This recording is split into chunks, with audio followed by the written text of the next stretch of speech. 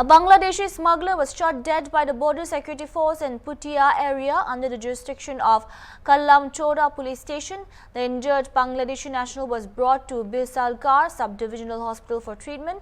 He breathed his last at the hospital. Upon receiving the news, police from Bisalkar police station rushed to the hospital. According to BSF resources, a group of smugglers was attempting to carry out smuggling activities through the Putia border area. When BSF personnel intervened to stop them, the smugglers allegedly did not comply with their warnings. This led to a confrontation prompting the BSF personnel to open fire at the smugglers, leading to the death of one of the smugglers. The deceased smuggler has been identified as MD Alamin, a resident of Bangladesh. His body is currently kept in Bisalkar sub-divisional hospital morgue.